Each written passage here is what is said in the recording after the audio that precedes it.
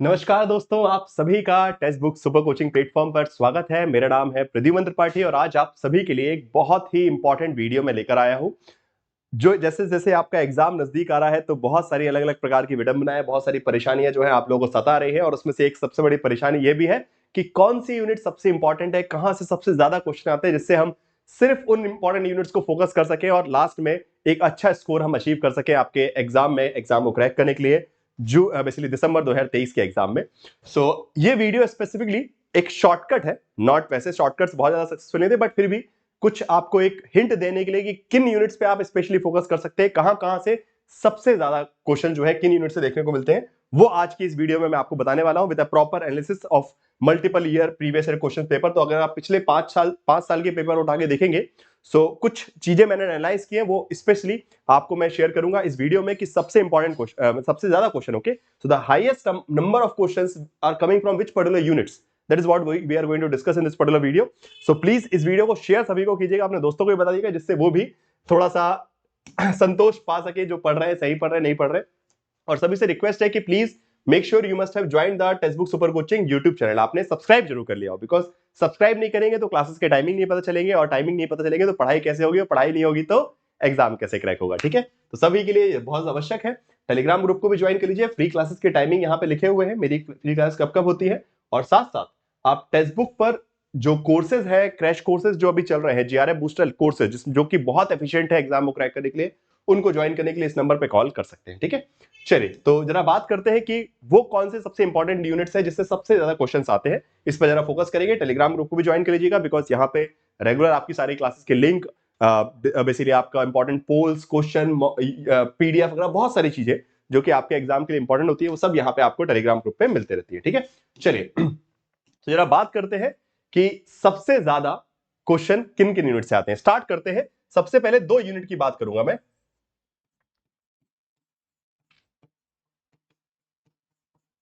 Political theory plus political thought, okay.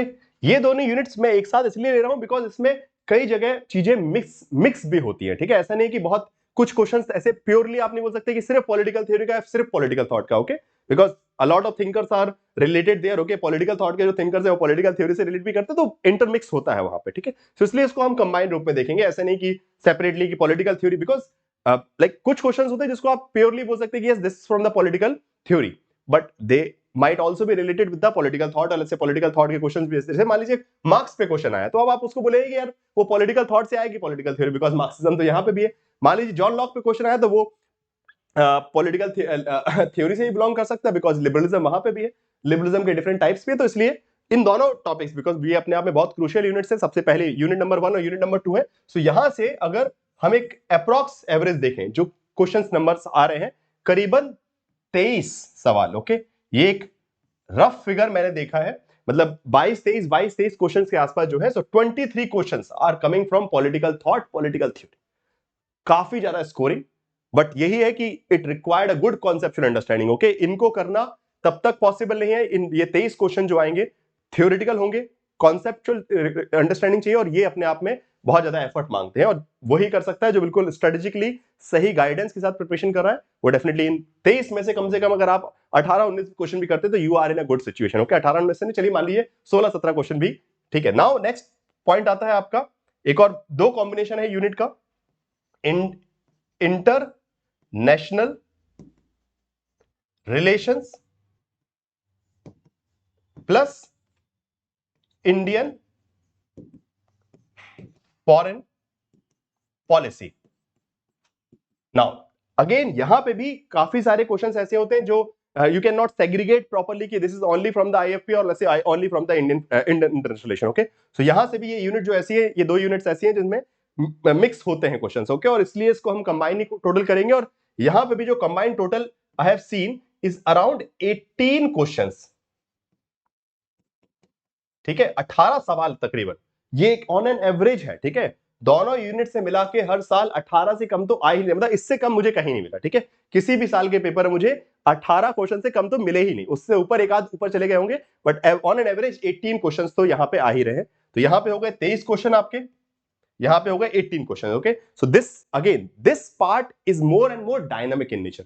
यहां से जो है कॉन्सेप्चुअल पार्ट कम आता है इसमें। जैसे अगर 18 क्वेश्चन है तो इसमें से 18 में से 5 क्वेश्चन ही ऐसे होंगे जो कॉन्सेप्ट वाले होंगे, कॉन्सेप्ट मतलब अंडरस्टैंडिंग। बाकी most of the time will be books and authors, or let's say especially factual questions, okay, some important organization, like let's say किसी मीट का है उसके बारे में कोई सबमिट हुई है, so that kind of current affair based also, okay। और करंट अफेयर में ये भी नहीं कि बस इसी साल का करंट अफेयर, थोड़ा सा पुराना भी कुछ इंपॉर्टेंट इवेंट अगर हुआ है, कोई डील हुई है, ऐसा कुछ भी। So international organisation, United nation, इन सबसे रिलेट करके इंडियाज रिलेशन, और जैसे इंडियन फॉरेन पॉलिसी, इंडियाज ने किसी से डील की है, किसी कंट्री के कोई पार्टनरशिप की है, सो वो सब इसमें मिक्स्ड होते हैं, ठीक है। सो ये हो गए आपके 2 पार्ट, ओके। सो यहाँ पे हमने एक प्रकार से 4 यूनिट्स का पर्सपेक्टिव देख लिया, ओके। नाउ सिमिलरली अगर हम और आगे बढ़ते हैं कि इसके अलावा और कौन सी यूनिट्स को अगर हम फोकस कर सकते हैं, चलिए, तो ये मैंने 2 आपको बता दिए। Now moving forward, next aspect को जो है, जो कि मेरे हिसाब से सभी बच्चों को करना चाहिए, because these are very easily doable. Second aspect आता, थर्ड नंबर है आपका पब्लिक एडमिनिस्ट्रेशन। ऑल्दो यहां से नंबर ऑफ क्वेश्चंस कम तो नहीं है वैसे, एनी हाउ हर बार 9 से 10 क्वेश्चन आते हैं, एटलीस्ट 10 क्वेश्चंस। और ये मैं स्पेसिफिकली इसलिए फोकस कर रहा हूं कि जो पब्लिक एडमिनिस्ट्रेशन आपको एग्जाम में आता है ना, वो बहुत ज्यादा टफ नहीं आता है, थोड़ा सा एफर्ट, ओके। इट मींस कि विद मिनिमम एफर्ट। सबको बहुत डर लगता है पब्लिक एडमिनिस्ट्रेशन से, बट अगर आप मिनिमम एफर्ट ही लेते हैं, वो जो आपका एक मैराथन है पब्लिक एडमिनिस्ट्रेशन का, एक मैराथन मैंने लिया है 5 घंटे का, उसको भी अगर आप देख गए तो इस 10 में से मैं बता रहा हूं 7 to 8 क्वेश्चन आप सही करके ही जाएंगे। और अगर जीआरएफ बूस्टर वगैरह लिया होगा तो 10 में से 10 करके जाएंगे, ये मेरी गारंटी है। बिकॉज ये काफी स्कोरिंग होता है, यहां पे ज्यादा कॉन्सेप्चुअल पार्ट भी बहुत ज्यादा डीप नहीं होता है, थ्योरेटिकल पार्ट भी डीप नहीं होता, और फैक्चुअल बेसिकली कुछ करंट अफेयर वाला तो है नहीं, जो स्टैटिक है, बिल्कुल स्टैटिक यूनिट है। सो यहां से भी स्कोर बहुत अच्छा हो सकता है आपका, ये 10 क्वेश्चन।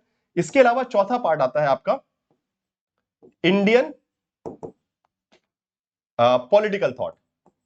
अगेन ये यूनिट भी काफी ज्यादा डुएबल है, और इट रिक्वायर्ड मिनिमम एफर्ट। मतलब हम बात करें, बिकॉज अभी जो है वक्त बचा है बहुत कम, okay, you have a limited time, okay.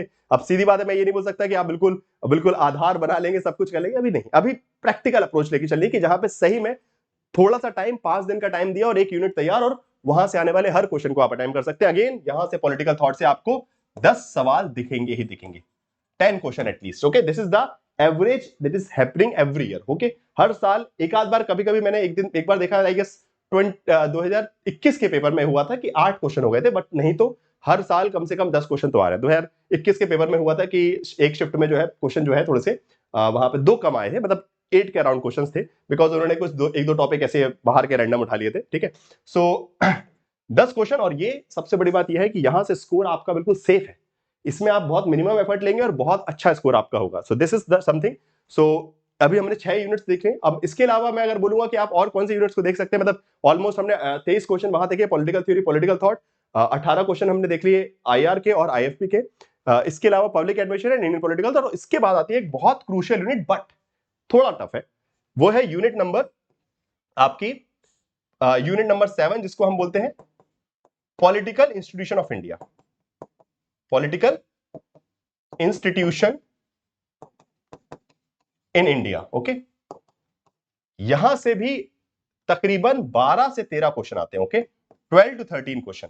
इसमें थोड़ा बहुत वेरिएशन है, कई बार 15 क्वेश्चन भी देखने को मिल गए हैं, बट वो बहुत रेयर होता है, ऐसा हम रिपीटेटिव नहीं। बट हाँ, 10 के ऊपर के 11 12 13, 11 12 13 एटलीस्ट ये टारगेट चल रहा है political institution of India. It means की यूनिट नंबर 7, जिसमें आपका इंडियन कॉन्स्टिट्यूशन वाला पार्ट आता है, इंस्टीट्यूशन वाला पार्ट आता है, ठीक है।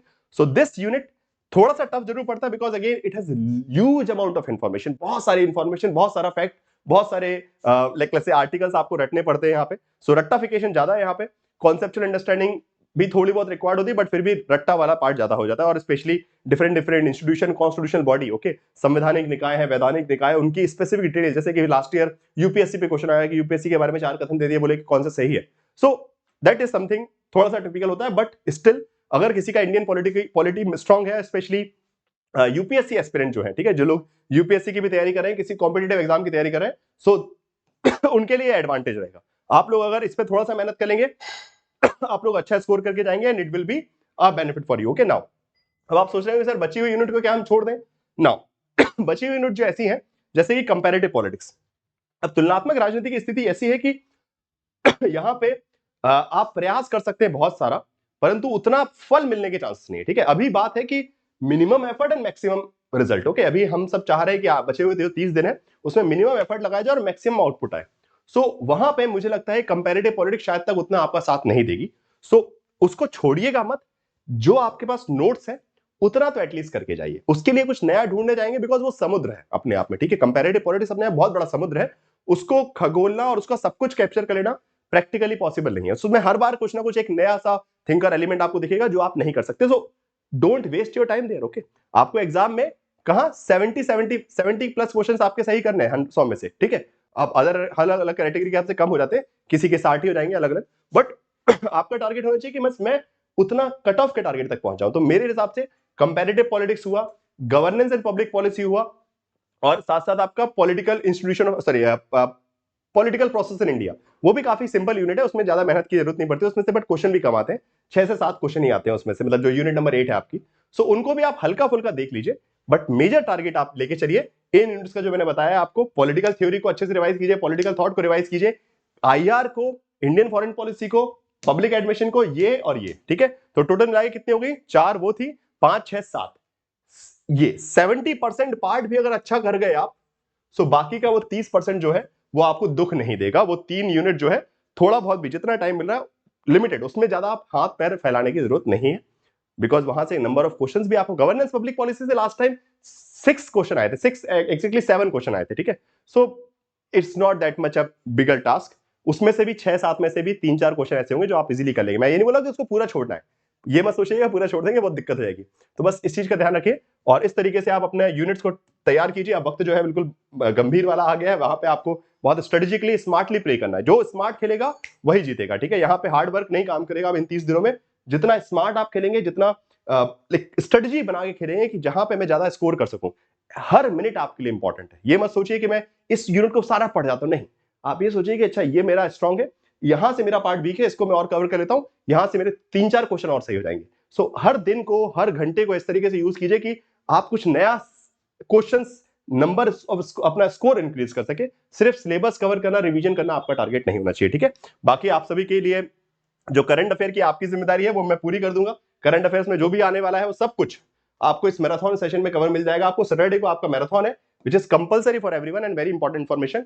ये मैराथन लाइव होगा और इसके बाद जो लाइव आ जाएगा अच्छी बात है, जो नहीं आएगा उसके लिए ये वीडियो अवेलेबल नहीं रहेगा। तो ये मत सोचिएगा कि ये रिकॉर्डेड आपको मिलने वाला है। ओके, सो आप सभी लाइव आएंगे तभी इसको मैं बाद में रिकॉर्डिंग के लिए डालूंगा, अदरवाइज इस वीडियो को हम डिलीट कर देंगे। सो प्लीज जिसको भी देखना है उसको लाइव ही आना पड़ेगा इस मैराथन रिवीजन में, Saturday 5 PM 4th of November, ठीक है। सैटरडे को ये क्लास है, सबके लिए कंपलसरी है।